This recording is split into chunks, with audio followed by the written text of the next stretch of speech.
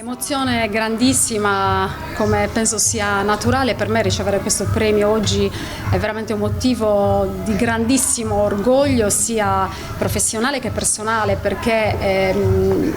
il fatto che comunque mi siano state riconosciute delle virtù, dei valori di cui era intrisa la persona di Mauro Piredda come uomo e come professionista, e quindi quell'equilibrio, quella correttezza, quella lealtà che hanno fatto di lui il grande professionista quale era, non possono naturalmente che rendermi molto orgogliosa e felice anche. Abbiamo potuto riprendere un fil rouge che per quanto riguarda l'ECS passa anche per Pietro Mennea, che è stato un nostro alfiere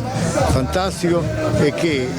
diversamente per quanto riguarda il Fair Play oggi incontra questi fantastici personaggi del mondo della salute che sono stati premiati, a parte le forze dell'ordine, gli altri, tutti i meritevoli, ma questo mondo della salute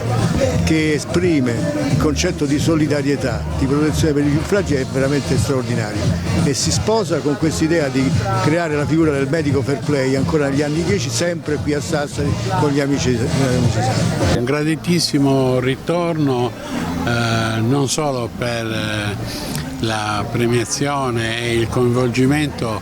di persone che veramente si meritavano questo premio,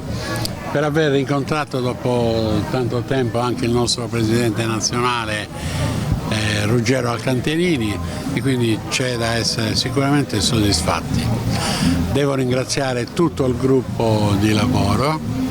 da chi si è dato da fare per allestire questo spazio,